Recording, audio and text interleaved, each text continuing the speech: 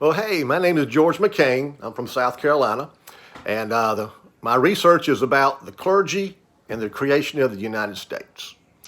And the significance of my paper is showing that pastors during the beginning of America were tough men who would take a stand against tyranny from behind their pulpits.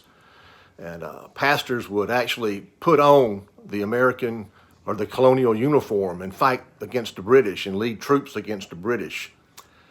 We had a pastor who actually signed the Declaration of Independence. And I would like to make these pastors, these members of the clergy, a little more well known. My anticipated thesis statement, because I might change it up a little bit, is unlike today, the clergy of the colonial era were greatly involved in the cause of liberty. Church pastors were a major factor helping the American colonists defeat England, who had the world's most powerful military in an 8-year war for independence. And I want to talk about great pastors, men like Jonas Clark. We've all heard the story of Paul Revere and his midnight ride, where he rode shouting, "The British are coming, the British are coming."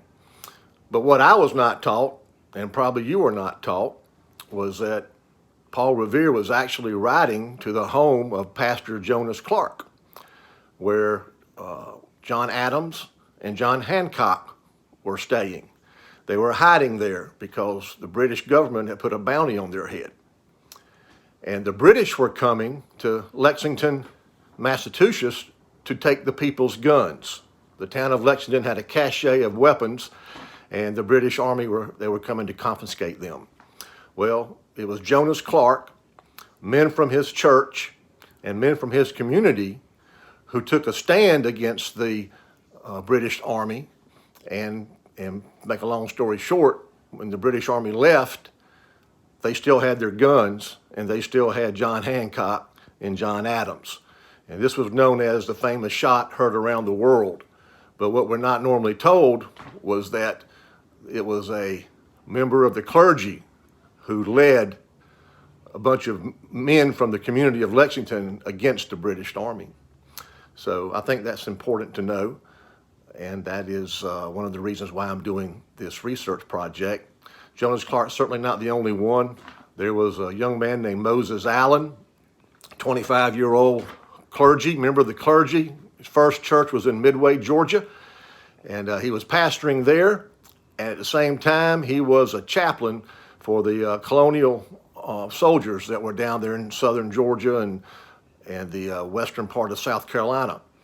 And when the British Army came through, they burned his church, they burned his crops, they burned his home, and they took him as a prisoner. And back then, when the British Army captured a colonial officer, they would normally parole them, at least when they're down there in South Georgia. They would send them to Sunbury, Georgia, which is a little town on the Florida-Georgia state line, and they would let them stay there. They would not be in jail or in a prison, but they had to stay in Sunbury. But because they resented Moses Allen so much because of the liberty that he preached from behind the pulpit, that they put him on a prison ship in the Charleston, South Carolina harbor. And Moses Allen, being the great American that he wasn't going to stay a prisoner if he didn't have to. He saw his opportunity and jumped overboard. And during his swim against the ocean currents, trying to get back to land, the ocean currents overtook him and he drowned. And so we lost Moses Allen. But he was another great member of the clergy that we don't ever hear about. So this is why I am doing my project, my paper on clergy and the creation of the United States.